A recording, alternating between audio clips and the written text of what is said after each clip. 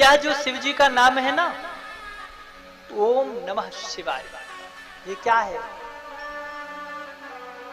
ये नाद ब्रह्म है।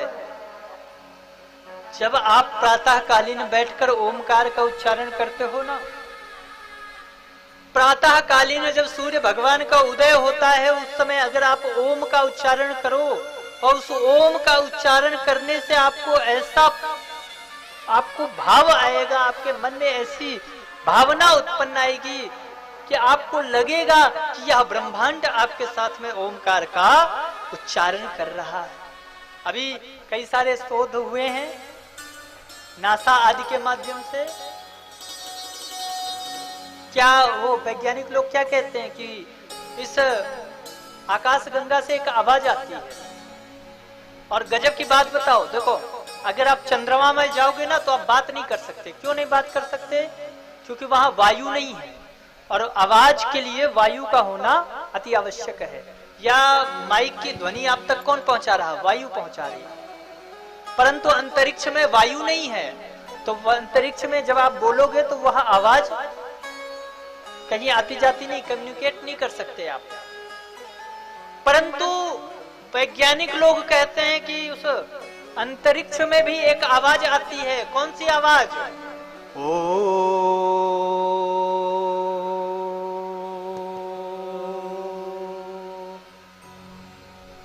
ओम शब्द गूंजता है। और सुनो, हमारे शास्त्रों में कहा गया है इस पृथ्वी को शेष नाग ने धारण किया। लोग हंसते हैं, कहते हैं शेषनाग कैसे धारण कर सकते हैं? पृथ्वी तो पूरी की पूरी वायुमंडल में स्थित है और वह अपनी गति को घूमती रहती है। अभी कुछ सालों पहले ही एक शोधकर्ताओं ने बताया है, वाइजर 1 जो नासा द्वारा छोड़ा गया था, उसे पता चला है कि जो ये आकाश गंगा है ना, वो इस प्रकार लहरती रहती है जैसे नाग का फन लहरता है ना, उस प्रकार यह आकाश गंगा भी लहरती रहती है।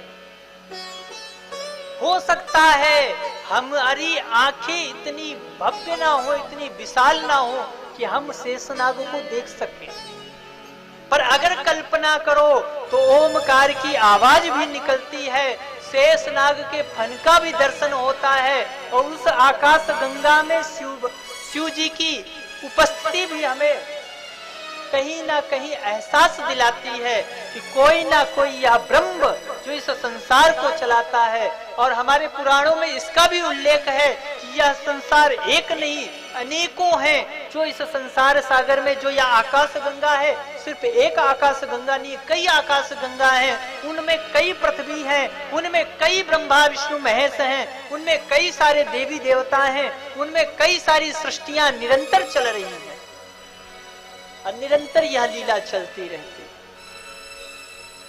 तो यह कथा हमें शिक्षा देती है, यह हमारा सनातन धर्म हमें शिक्षित करता है और यह हमारा सनातन धर्म बड़ा ही वैज्ञानिक है। इसमें एक एक तत्व में आप प्रवेश करेंगे तो उसमें कोई ना कोई मतलब है। अगर कोई चीज, कोई बात बताई गई है, कोई बात सिखाई गई है तो उसमें बहुत ही बड़ा महत्व है।